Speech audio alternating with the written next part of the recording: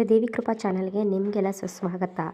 February 15ನೇ ತಾರೀಕು ಭಾನುವಾರ ಮಹಾಶಿವರಾತ್ರಿ ಹಬ್ಬ. ಇದು ಮುಂದಿನ 43 ವರ್ಷ ಈ 7 ರಾಶಿಯವರಿಗೆ ಸೋಲೇ ಇರೋದಿಲ್ಲ. ಅತಿ ಬೇಗನೆ ಸಿರಿವಂತರಾಗುತ್ತಾರೆ. ಅದು ಯಾವ್ಯಾವ ರಾಶಿ ಅಂತ ನೋಡೋಣ ಬನ್ನಿ. ಅದಕ್ಕೆ ಮುಂಚೆ ದಯವಿಟ್ಟು ನನ್ನ ಚಾನಲ್ ಲೈಕ್ ಮಾಡಿ, ಶೇರ್ ಮಾಡಿ, ಸಬ್ಸ್ಕ್ರೈಬ್ ಮಾಡಿ, ಹಾಗೆ ಫಾಲೋ ಮಾಡೋದನ್ನ ಮರಿಬೇಡಿ ಫ್ರೆಂಡ್ಸ್. ಬನ್ನಿ. ಹೌದು ಫ್ರೆಂಡ್ಸ್, ಫೆಬ್ರವರಿ 15ನೇ ತಾರೀಕು ಭಾನುವಾರ ಮಹಾಶಿವರಾತ್ರಿ ಹಬ್ಬ ಇದೆ. ಮುಂದಿನ 43 ವರ್ಷ ಈ 7 ರಾಶಿಯವರಿಗೆ ಸೋಲೇ ಇಲ್ಲ. ಆ ಈಶ್ವರನ ಕೃಪಾ ಆಶೀರ್ವಾದದಿಂದ ಇವರಿಗೆ ಅತಿ ಬೇಗನೆ ಸಿರಿವಂತರಾಗ್ತಾರೆ.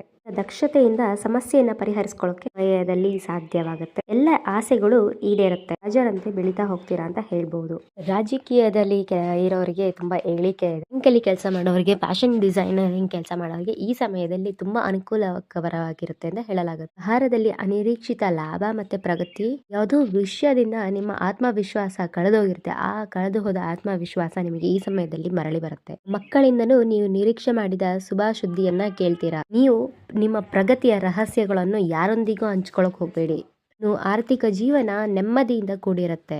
ವಿಚಾರಗಳಲ್ಲಿ ನೀವು ಸಾಕಷ್ಟು ಗೊಂದಲಗಳಿಗೆ ಒಳಗಾಗಿದ್ದೆ. ಇದು ವಿಚಾರ ಈ ಸಮಯದಲ್ಲಿ ಬಗೆಹರಿಯುತ್ತೆ, ಕೊನೆಗೊಳ್ಳುತ್ತೆ. ಇವರಿಗೆ ನಿಮ್ಮನ್ನ ಹಿಡಿದಿಟ್ಕೊಂಡಿರುವ ಅಡೆತಡೆಗಳು, ತೊಂದರೆಗಳು ಈ ಸಮಯದಲ್ಲಿ ನಿವಾರಣೆ ಆಗುತ್ತೆ. ನಿಮ್ಮ ಸೃಜನಶೀಲ ಪ್ರಯತ್ನಗಳು ಈ ಸಮಯದಲ್ಲಿ ವೇಗವನ್ನ ಪಡೆದುಕೊಳ್ಳುತ್ತೆ. ಜ್ಞಾನ ಮತ್ತೆ ಕಲೆ, ಬರವಣಿಗೆಯಲ್ಲಿ ನಿಮ್ಮ ಕೌಶಲ್ಯಗಳು ಹೆಚ್ಚಾಗ್ತಾ ಹೋಗುತ್ತೆ. ಹಣಕಾಸಿನ ವಿಚಾರದಲ್ಲಿ ನೆಮ್ಮದಿಯನ್ನ ಕಾಣ್ತೀರಿ. ವಿದೇಶದಲ್ಲಿ ವ್ಯವಹಾರ ಮಾಡ್ಲಿಕ್ಕೆ ಅವಕಾಶ ಸಿಗ್ತಾ ಹೋಗ್ತಿದ್ದು, ಯಾವ್ದಾದ್ರು ಕೆಲಸದಲ್ಲಿ ಆಗಾಗ ಸವಾಲುಗಳಿಗೆ ನೀವು ಗುರಿ ಹಾಕ್ತಾ ಇದ್ರೆ ಆ ಸವಾಲುಗಳಿಗೆ ಈ ಸಮಯದಲ್ಲಿ ನಿಮ್ಮ ಕುಟುಂಬದವರು ಬೆಂಬಲವಾಗಿರ್ತಾರೆ.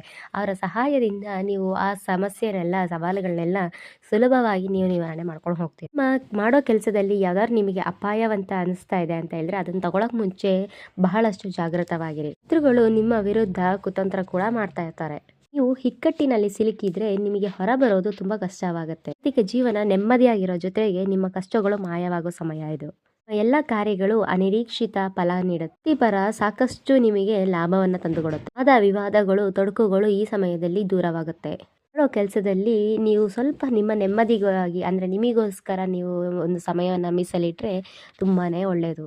ವೈದ್ಯಕೀಯ, ರೈಲ್ವೆ ಇಂಜಿನಿಯರ್ ಆಗಿರೋರು ಈ ಸಮಯದಲ್ಲಿ ಅವರಿಗೆ ತುಂಬಾನೇ ಮಂಗಳಕರವಾಗಿರುತ್ತದೆ.